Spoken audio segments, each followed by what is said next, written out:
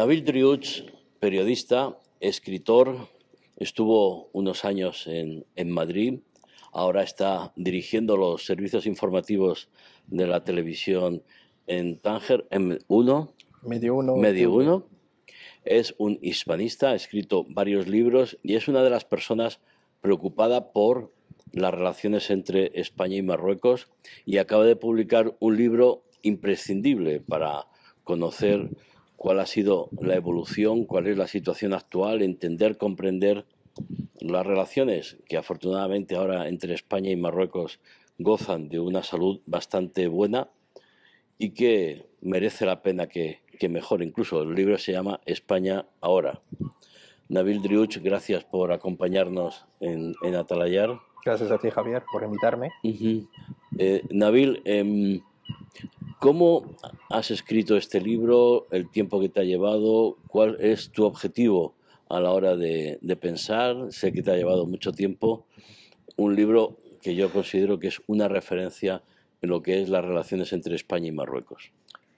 Pues más que un libro es una vida, o sea que ya llevo más de 2 décadas siguiendo la vida política española, escribiendo casi todos los días, sobre todo cuando trabajaba en la prensa escrita, sobre los partidos políticos en España, sobre el panorama político en España, los cambios que llevan viviendo pues, los españoles y España como país. Y bueno, el libro pues me vino en el año 2017, pues cuando estalló la crisis de Cataluña en España, todo el mundo empezaba a hablar de España, empezaba a hablar de los cambios drásticos dentro del panorama político en España, y yo me decía, España necesita un libro, o sea que los marroquíes necesitan un nuevo libro para explicar lo que es España actualmente, porque España desde la crisis económica se cambió de manera drástica. O sea, que no es la España de la transición democrática, no es España de post-Franco, no es España ni de Aznar ni de Zapatero. Y en Marruecos estábamos durante muchos años hablando de la transición, solamente de la transición democrática dentro de España, y ver a España como un modelo dentro del Mediterráneo y, bueno, un modelo de los países del sur de Europa. Y ahí me surgió la idea, pues, explicar España a los marroquíes, y empezaba a leer más y a escuchar y a seguir, digamos, los cambios del panorama político español, y empezaba a redactar. Bueno, llevaba casi 4 años redactando este libro, o sea que cada capítulo para mí es mucho trabajo, muchos meses de investigación, muchos encuentros con periodistas españoles, con políticos. Es una vida para mí, o sea que vivía este libro antes de escribirlo. No es solo que en España conozcamos qué es lo que pasa en Marruecos, sino también que Marruecos conozca lo que es la realidad de España. Estamos en el Hotel Minsa, en el patio, nos sobrevuelan las gaviotas y con nosotros está Hadilla Tawil, periodista de Atalayar. Se ha leído muy atentamente tu libro y tiene muchas y buenas preguntas que hacerte. Vale, con mucho gusto. Después de leer su libro, España ahora, las transformaciones del panorama político español del periodo 2008 hasta 2023, me surgió una pregunta. ¿Su nueva publicación es una continuación hacia lo más especializado o una nueva experiencia en su trayectoria escritural? Para mí es una nueva experiencia, porque antes escribía sobre las relaciones hispano-marroquíes, o sea, del tema de las crisis diplomáticas, políticas entre Marruecos y España a lo largo de los últimos 20 años o 25 años. Ahora me toca explicar lo que es España para los marroquíes, porque yo considero que tener unas buenas relaciones en España pasa por entender España y conocer el panorama político de España y conocer a la sociedad española. Todo el mundo seguía pues, la crisis económica que golpeó España a partir del año 2008, el florecimiento de nuevos partidos políticos en España como Podemos, como Ciudadanos, como Vox. pero la élite política y cultural marroquí sabía poca cosa, la verdad, y todavía sabe poca cosa sobre lo que es Podemos, lo que es Vox, sobre los cambios drásticos dentro del panorama político español. De ahí tenemos una cierta necesidad para explicar a la élite marroquí, a los marroquíes, la nueva España. Eso nos va a ayudar a estrechar los lazos entre los dos países y opté por explicar a los marroquíes la nueva España a través de la lengua oficial de Marruecos, que es la lengua árabe, y sabemos todos, la gran mayoría de los marroquíes pues domina el árabe y no está solamente dedicado a una élite francófona o a una élite hispanista marroquí, no, es para todo el mundo, es para pues tender puentes, estrechar lazos. Exacto. Gracias a la lengua árabe, usted dio acceso al conocimiento y a la información sobre la vida política en España para el mundo árabe. ¿Cómo acogió la élite intelectual en el mundo árabe esta nueva publicación? Del mundo árabe todavía no sé nada, pero digamos de la élite marroquí sí. Pues la élite, bueno, este libro es un bestseller, ahora acaban de comunicármelo, es un bestseller en Bestseller Rabat.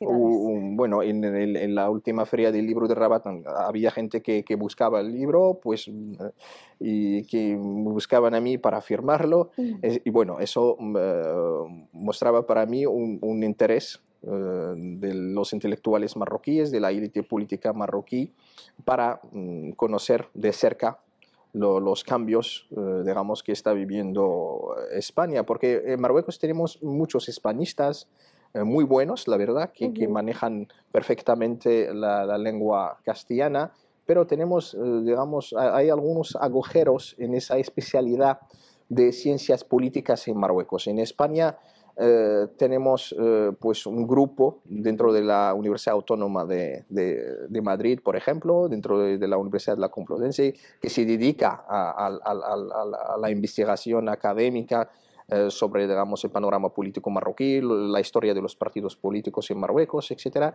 Pero en Marruecos poca gente pues, podría, digamos, escribir sobre el, digamos, el panorama político español. En un cierto momento escribía Mohamed Larbi el-Messari, bueno, que era uno de los grandes maestros hispanistas que bueno, que nos explicaba a nosotros como nuevas generaciones pues la transición democrática en España, y gracias a Larbi el-Messari y otros hispanistas, eran pocos la verdad, podía yo conocer y acercarme a España y a su política, y antes de manejar y poder hablar español o leer en español. Mi interés por España pasa por la lengua árabe, y la publicación de este libro es como una vuelta a mis raíces, una vuelta a mis primeras experiencias, mi primer contacto con la vida política española, que era en árabe y no en español, porque el español llegará un poco más tarde. Exacto, y mucha gente lo considera como una joya, un valor añadido para la documentación de la investigación en árabe, en el campo de la política y el panorama político español.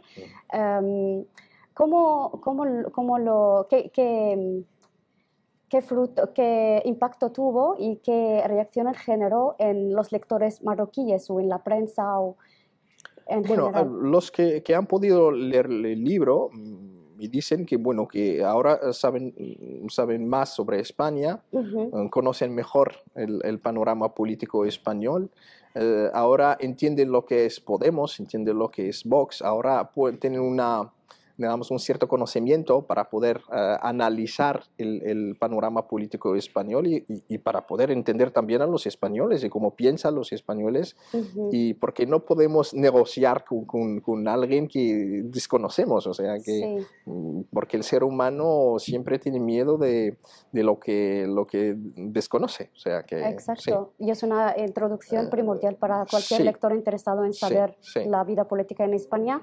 Y también el tema del vecino del norte de España es cada vez de gran relevancia para la élite marroquí. Claro. ¿Qué opina usted aquí? ese Sí, punto. esto es verdad, porque antes, digamos que el sol de Francia o la luz de Francia eclipsaba un poco el tema de España, porque la élite marroquí sentía más cómoda hablando de la cocina política española, hablando de los partidos políticos, perdón, franceses, porque ellos pues tienen un acceso fácil a la lengua francesa y porque tienen un acceso fácil a la historia de Francia por las relaciones Sí. de la época colonial de Francia y Marruecos, y porque Francia optó por, digamos, optó por una de política cultural en Marruecos en la época colonial. Y en este sentido yo puedo destacar que España no hizo lo mismo y por eso tenemos más intelectuales francófonos en Marruecos que hispanistas o hispanohablantes. Hoy en día no es el caso, que el mundo pues, se cambió y que estamos ante una realidad totalmente nueva. España es un nuevo país que es miembro de la Unión Europea desde 86 y los marroquíes a partir de los años 90 pues empezaban a dar cuenta de que Marruecos está ante una nueva vecina que es totalmente diferente de España, de la época de Franco, etc. Empezaban a buscar, digamos, cómo crear un colchón de intereses entre ellos. Y fíjate que ahora España es el primer socio comercial de Marruecos y que tenemos ahora cada vez más generaciones que manejan el español. Sí. El español se convierte en un idioma de trabajo también en Marruecos y también de turismo, porque tenemos miles de marroquíes que viajan al sur de España para pasar sus días de vacaciones ahí y yo puedo decir que la antigua imagen que teníamos sobre España ya no existe, que hay otra imagen, que en las relaciones hispano-marroquíes no solamente hay conflictos, sino hay cooperación también, hay relaciones humanas, hay una historia común entre los dos países. Y nuestro deber como intelectuales, como periodistas que han tenido la oportunidad de vivir en España, de conocer a los españoles, a la cultura española, a la vida política española, de transmitir lo que sabemos al público marroquí y de estrechar los lazos, como había dicho. Por supuesto. Al volver al contenido tan rico del libro y analizando en profundidad los cambios que ha experimentado España en los últimos 15 años, ¿cuáles fueron los momentos más tensos y más decisivos en este panorama que dura de 2008 a 2023? Primero, la crisis económica que golpeó España era una crisis muy dura para la sociedad española. Y bueno, digamos que esa mala experiencia, yo vivía esa mala experiencia con los españoles porque en aquel momento estaba en Madrid y trabajaba como corresponsal de prensa y vivía en España y soy testigo de lo que vivían los españoles en aquel momento. Era un golpe bastante duro para los españoles porque tras la muerte de Franco, España entró en una etapa de transición democrática, de crecimiento económico.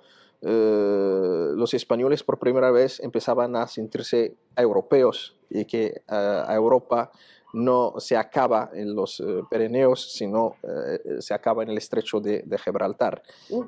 Un cambio drástico, digamos, en la historia de España, la España democrática, pero llegó este golpe de la crisis económica y los españoles empezaban a darse cuenta que están ante una realidad bastante diferente de la imagen general que ellos tienen, que nosotros teníamos también de España moderna, que hay algunos agujeros y algunos fallos dentro del sistema político y económico español. Pues, digamos, esa conciencia colectiva de los españoles la vemos en las manifestaciones del 15 de mayo de 2011. Y yo estuve en la Puerta del Sol, Con los sí, manifestantes. con los jóvenes españoles ahí, estaba hablando con ellos, charlando, por eso digo que para mí es más que un libro, es una vida, o sea, que Sí. cuento lo que vivía, cuento Ujú, esa etapa también de la ujú, crisis económica, de los movimientos, del movimiento del 15 de mayo de 2011, ujú. y de ahí pues nació Podemos. Y Sí. de ahí nació Podemos, El- de esas protestas, de esa crisis, de esa ujú, nueva conciencia colectiva sí. contra lo que ellos llaman la casta, los partidos políticos de la transición, el Partido Exacto. Socialista y el Partido Popular, Ujú, etcétera, que unas nuevas generaciones que buscaban nuevas soluciones y nuevas respuestas sobre las preguntas de la crisis económica y de la nueva realidad que ellos ujú. empezaban a vivir. Y de Exacto. ahí empezaba una nueva realidad política en España con el nacimiento de nuevos partidos políticos. Ujú, Ahí hablo de Podemos, ujú. bueno, de los El- detalles del nacimiento de sí. Podemos. Hablo de Ciudadanos, Ujú. como Sí, vino Nacional. desde Cataluña para Ujú. instalarse en Madrid y los debates Exacto. dentro de Ciudadanos. Ujú, Es que Ciudadanos es una respuesta de la sociedad española o bien del establishment español contra Podemos. ujú. También Y están ahí algunas preguntas sobre esto. sí. Y bueno, y la crisis económica y digamos esa nueva realidad que empujó la crisis económica, nueva realidad política, Ujú. pues hizo, bueno, Exacto. impactó también los partidos tradicionales, Partido Popular y el Partido Socialista, Ujú. y vivíamos esas experiencias, esos golpes de Estado dentro del Partido Popular y dentro Ujú. del Partido Socialista. Exacto, y de la crisis económica pasó España a la crisis política con la ola separatista en Mm, Cataluña. sí, es bueno, ¿Cómo bueno. evalúa la posición de los partidos españoles ante Porque esa ola? Cataluña forma parte de España, Ujú. esto es seguro. Sí. Y la crisis económica golpeó a toda España. Ujú. O sea que los chicos de Madrid, los jóvenes de Madrid, de Valencia, de Sí. Granada, estaban ahí protestando contra el Estado español, pero ellos no tienen, digamos, esa idea del separatismo. En Granada no hay una idea de separatismo, en Madrid tampoco, Sí. en Valencia tampoco, pero en Pero, Cataluña existe. ujú. Cataluña existe. Cataluña es el motor económico de España. Los catalanes se sienten que tienen una identidad propia, Ujú. que tienen una historia propia y que hay un conflicto, digamos, que estaba ahí debajo de la alfombra durante unos 40 años de la transición, gracias a, digamos, a las políticas de Jordi Pujol, que Ujú. era el presidente del gobierno catalán desde 1980 hasta 2003. O sea que, y ahí estaba Pujol haciendo política con los socialistas, haciendo política también con los de la derecha del Partido Popular, incluso con Aznar. O sea que en cambio de dar digamos, ventajas Mm, culturales y lingüísticas y tal, bueno, como sí. partido bisagra en España, Pujol sabía manejar las cosas y todo el mundo estaba ahí callado, todo el mundo se sentía bien, etcétera. Pero ese sentimiento del separatismo, de que ellos y nosotros, estaba Ujú. siempre ahí, estaba Ajá. siempre ahí. Digamos, una minoría de los catalanes, bueno, defendía esa idea, la mayoría no les importaba esto durante unos años porque vivían bien, porque España es un país democrático, hay una cierta coexistencia entre catalanes y el resto de los españoles, pero Ujú. la crisis económica, Sigue digamos, existiendo. sí, cambió digamos, ese tablero, Ujú. esos cálculos. Y ahí empezaban los partidos separatistas a moverse en la calle, tal, la gente estaba harta Ujú. y había, digamos, mucha pobreza, cifras altas de paro, como en toda España, etcétera, y algunos políticos, sobre todo Artur Mas, pues Ujú. intentaba sacar esa tarjeta contra Ujú. Mariano Rajoy, que llevaba a cabo en aquel momento una política de austeridad drástica para salvar la economía Ujú. española. y ahí pues empezó el choque entre los catalanes y los... Yo creo que este tema era primero, digamos, una cierta exageración política de la parte de Artur Mas que se le escapó más tarde. Es que nadie en un cierto momento podría pues manejar la calle y tal, y que todo el mundo salía a la calle y bueno, todo el mundo empezaba a gritar y a defender una idea que estaba ahí escondida, y una minoría, como había dicho, de los catalanes defendía esa idea histórica que existe en España, y de ahí pues hemos llegado al choque, digamos, violento entre el pueblo español. Volvamos a Podemos. En su opinión, convertir la ira de las calles españolas en un cambio político, ¿ha conseguido sus objetivos sociales y económicos con Podemos? La respuesta es muy, muy relativa. ¿Por qué?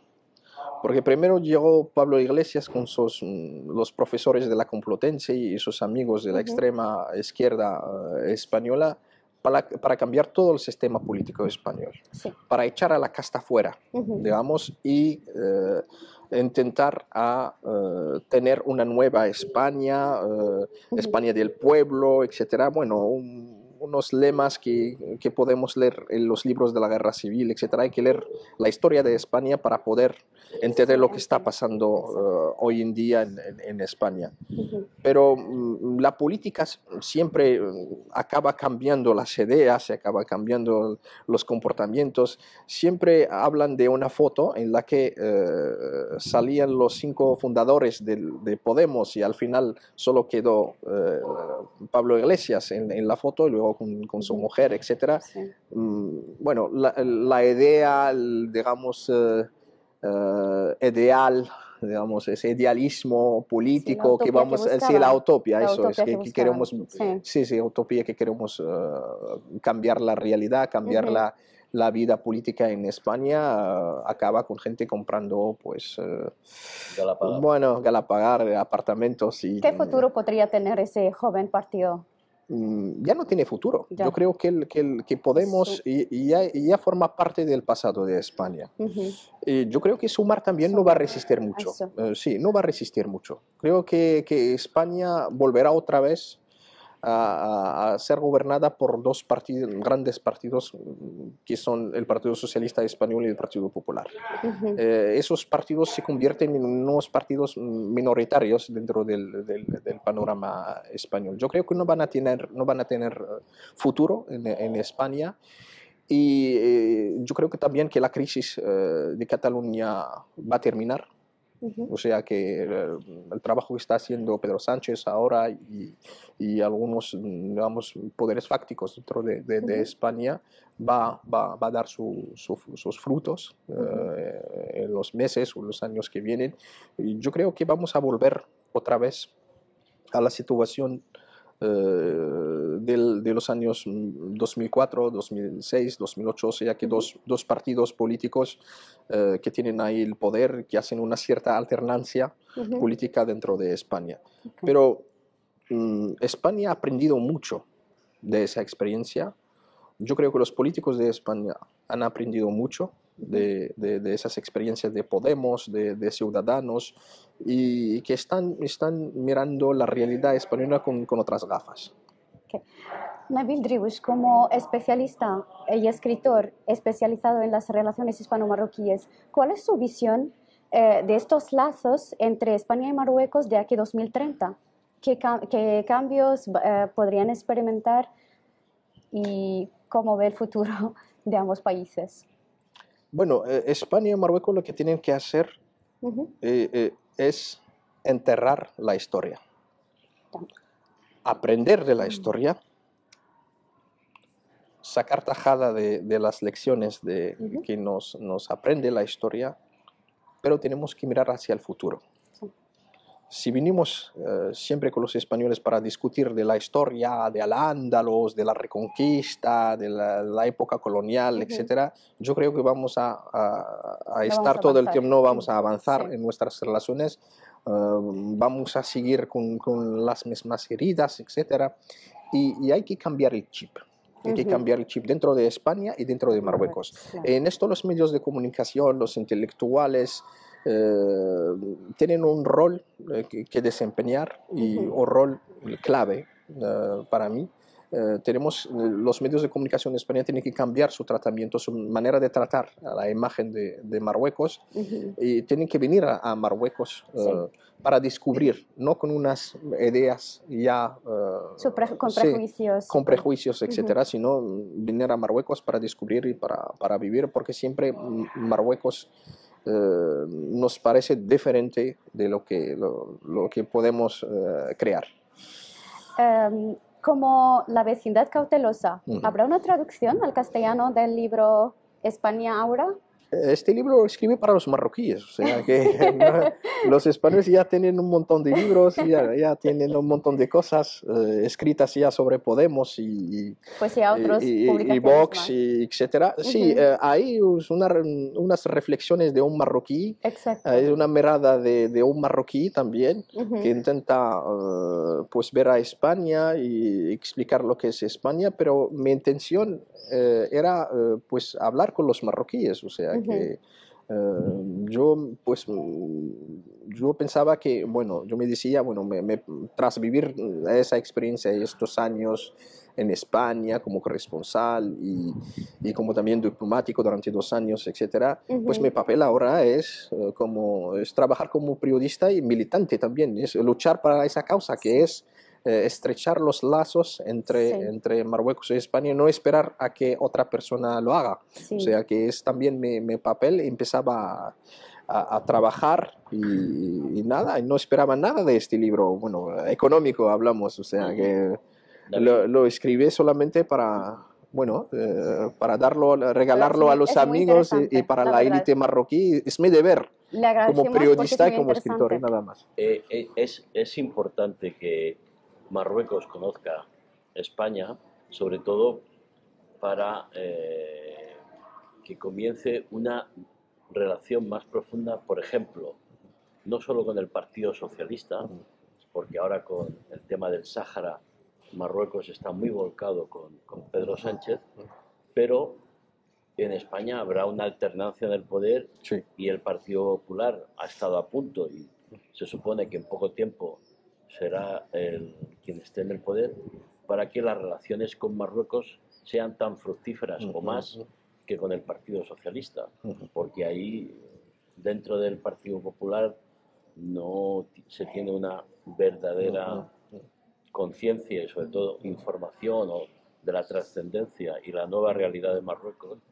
y ahí este libro quizá pueda trabajar desde Marruecos para que las autoridades o la élite marroquí pueda intentar acercarse o comprender o tener una mejor relación con un Partido Popular claro, que tiene unas ideas, además lo hemos visto hace pocos días en el Parlamento, porque con la crítica o la oposición a Pedro Sánchez no significa o no debe significar un empeoramiento o una crítica a la relación con Marruecos.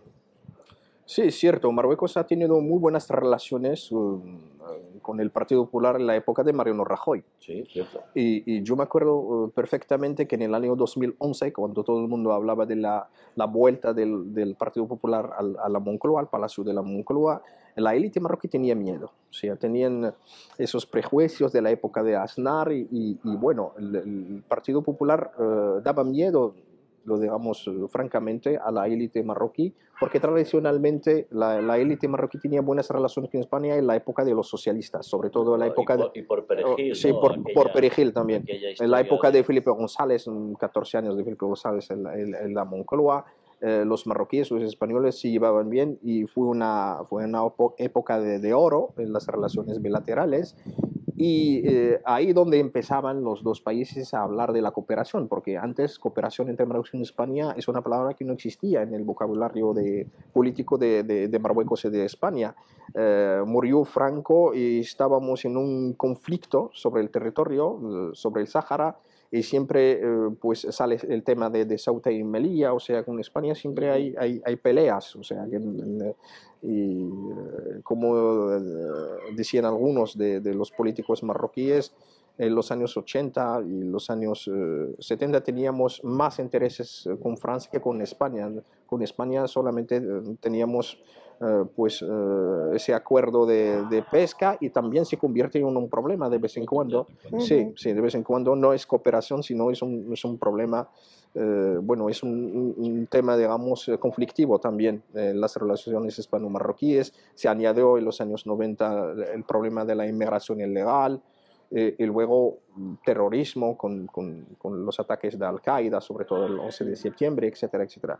Pero Marruecos y España han podido convertir a unos temas conflictivos a temas de cooperación, como el terrorismo, la lucha contra el terrorismo, como la lucha contra la inmigración ilegal, etcétera, y empezaban a estrechar los lazos. También, digamos, los cambios que veían las empresas españolas a partir de los años 90, que ya no eran unas empresas, digamos, locales, sino empezaban a abrirse hacia el mundo y abrirse hacia otros mercados. Y ahí empezaban los dos países a ver las relaciones desde otra óptica. Empezaban a reflexionar, y digamos que una parte de la élite marroquí con otra parte de la élite española empezaban a establecer unas nuevas relaciones. Ahí podemos hablar de moratinos, podemos hablar de Muhammad al-Arbi el-Messeri, también de Felipe González, con Hassan II, que se entendían muy bien. Pero llegó Aznar y dio un golpe duro digamos, a esa nueva realidad, digamos, de las relaciones hispano-marroquíes, y empezábamos como marroquíes a mirar de manera negativa al Partido Popular Español. Pero no es la realidad del Partido Popular, son estereotipos también que tenemos nosotros los marroquíes sobre el Partido Popular. Por eso, de un lado y de otro, nosotros también tenemos nuestros propios estereotipos. Hablamos de los estereotipos que tienen los españoles, pero yo, bueno, por vivir en España y por vivir en Marruecos y escribir sobre los dos países, yo puedo decirte con audacia que también nosotros los marroquíes tenemos nuestros propios estereotipos, incluso hacia el Partido Popular, porque hay gente buena dentro del Partido Popular. Pero, digamos, hay desconocimiento de la realidad dentro del Partido Popular, de la realidad de Marruecos, y siempre domina ese miedo del otro, y no hay un ambiente de confianza. Lo más importante ahora es empezar a dialogar, a hablar, y de ahí podemos llegar a conseguir la confianza mutua de las dos partes. Es un trabajo, un buen ejercicio que todavía los marroquíes no han hecho, y tampoco los españoles. O sea que yo creo que hay que organizar conferencias, encuentros y explicar el punto de vista de unos y de otros. Por ejemplo, que el presidente del Partido Popular, señor Núñez Feijóo, visite Marruecos, conozca Marruecos, conozca a los... Y hay una tradición, hay una tradición en las relaciones hispano-marroquíes, que los jefes de la oposición vienen a Marruecos también. Lo hizo Aznar en 95, creo, y lo hizo, Mariano Rajoy no lo hizo.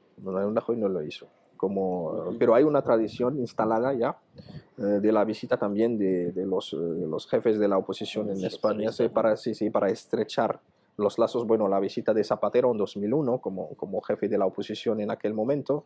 Lo que hay, Nabil, es mucho desconocimiento, mucha ignorancia, hay demasiado interés político en presentar las cosas como...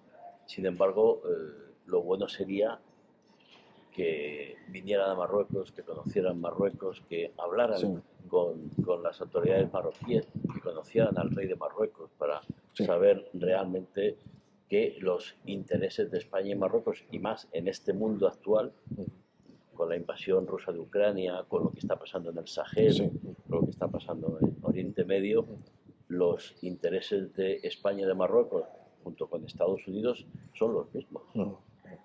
Hay una situación estratégica y que la situación del Sáhara ahora mismo, la propuesta de autonomía por parte de Marruecos es la mejor solución, sí o sí, y que eso, pues las autoridades marroquíes puedan explicárselo a las autoridades, a los dirigentes del Partido Popular, ¿no? Yo creo que cualquier estudiante de ciencias políticas en la Complutense de Madrid puede, en sus análisis, llegar a la conclusión de que Marruecos es el mejor aliado en la región del Magreb para España. O sea que si echamos un vistazo sobre la situación actual en la región del Magreb, ningún estado está estable como Marruecos, pues tiene un desarrollamiento económico estable como Marruecos.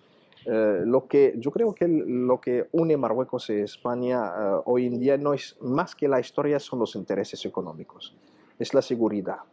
O sea que España no podría vivir tranquila sin Marruecos, y Marruecos no podría crecer sin España. O sea, España para mí es el mejor socioeconómico, es el mejor abogado. Tiene que ser de Marruecos dentro de la Unión Europea y dentro de Naciones Unidas. Sabemos todos que el tema del Sáhara es un tema de vital importancia para Marruecos. Es verdad que nosotros en Marruecos nos concentramos sobre este tema, pero yo creo que los políticos marroquíes no, pues dan también importancia a otros temas como la cooperación económica, como la lucha contra el terrorismo, y yo creo que estamos en el buen camino. Lo que tenemos que hacer es comunicar. La comunicación es la palabra clave para estrechar los lazos entre los dos países. Comunicar, dejar aparte los estereotipos, enterrar la historia y abrir una nueva página. No tenemos que hablar cada día de la Reconquista, del Al-Ándalus. Bueno, eran los muertos que hacían su propia historia en aquel momento. Nosotros, hijos de muertos, pero todavía estamos aquí. Estamos vivos. Vivos.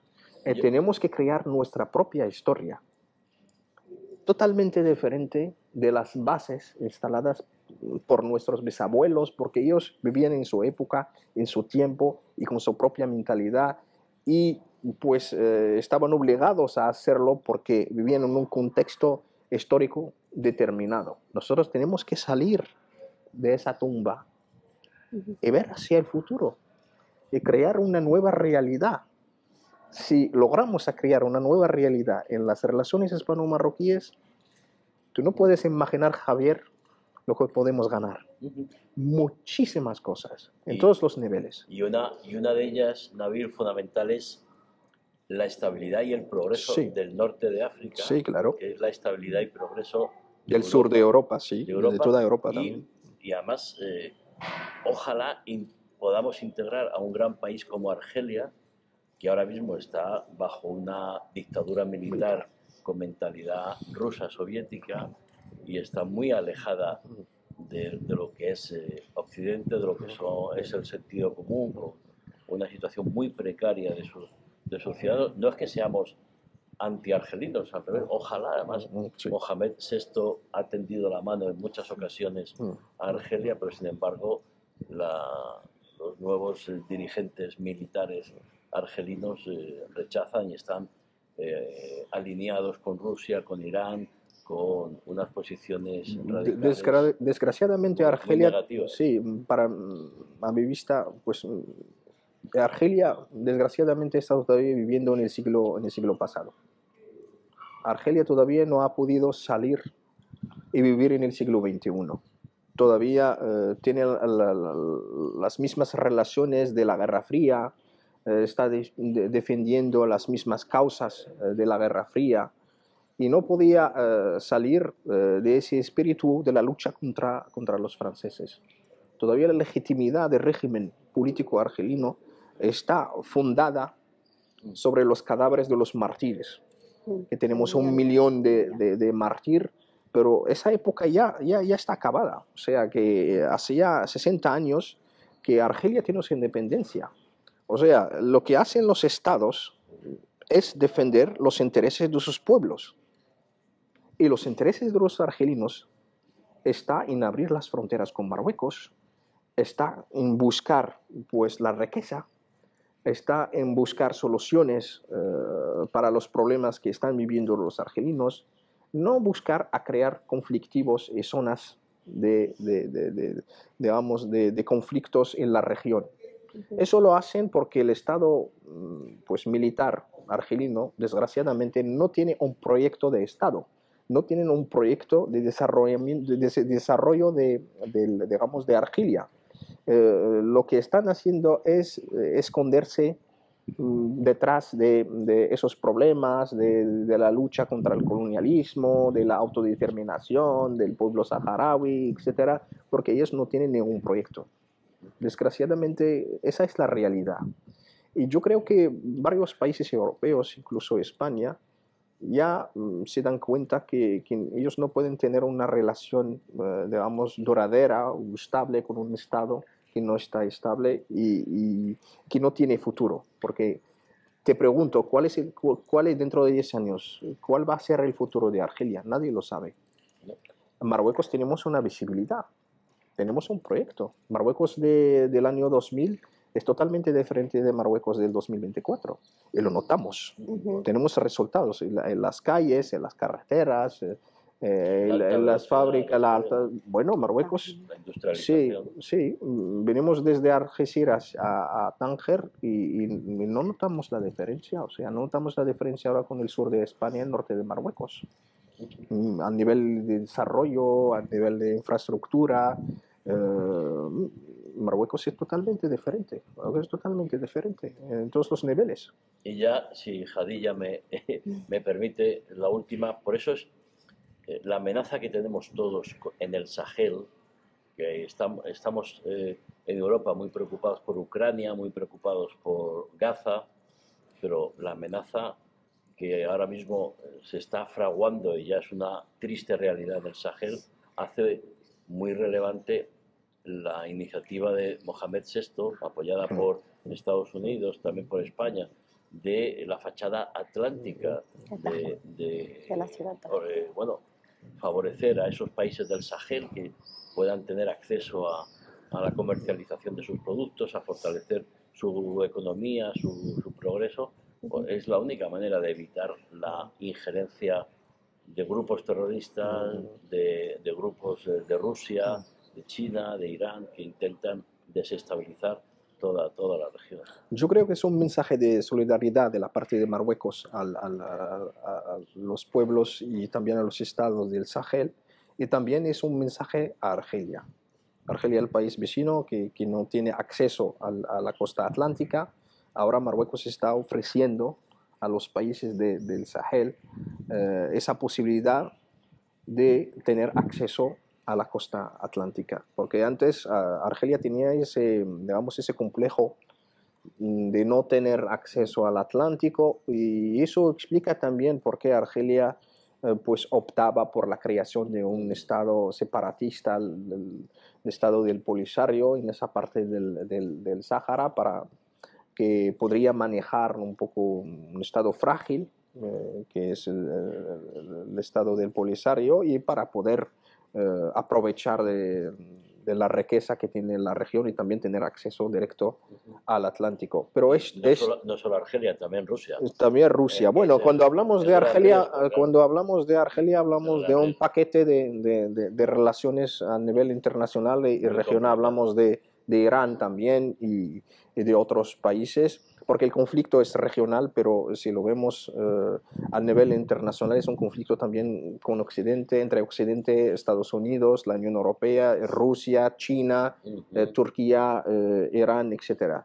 Yo creo que España está, bueno, digamos, bueno, Argelia nunca ha podido lograr ese proyecto de separar el sur de Marruecos de su norte, pero ese proyecto en sí es una amenaza para España, porque la creación de un Estado débil en la región es una amenaza para las Islas de Canarias.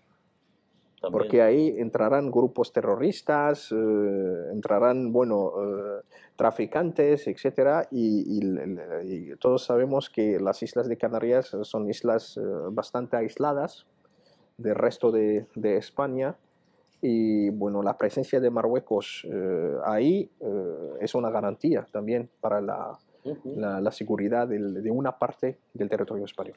Esa cooperación Marruecos-Canarias, Sáhara-Canarias, además para los propios canarios es garantía no solo de seguridad, habrá que negociar las aguas y Sí, lo que claro, tengan claro. los fondos marinos, etcétera, pero es una cooperación para el desarrollo del turismo, de la pesca, de la actividad económica, esa cooperación entre Canarias. Te digo esto para y el decir Sáhara. que la última decisión del gobierno español, del Estado español, mostrando su apoyo al plan de autonomía del Sáhara, sirve también los intereses y la seguridad nacional Sin duda. de España, si solamente miramos a la seguridad de las Islas Canarias. Muchas Jadilla, gracias, es lo que nos queda. Muchas Gracias, gracias por a ti. atender a Talayas de Estaremos Tánger. mucho más tiempo, Gracias a Nabil, ti. Bueno, en el siguiente libro o en ocasión de otras Inshallah. cuestiones. Inshallah. Pero merece una reseña en español. Inshallah. O sea, sí. Encantado. Encantado, pues nada. Felicidades por el bestseller. Muchas gracias, Jadilla. Gracias por tus preguntas concisas y Gracias. directas. Gracias a ti.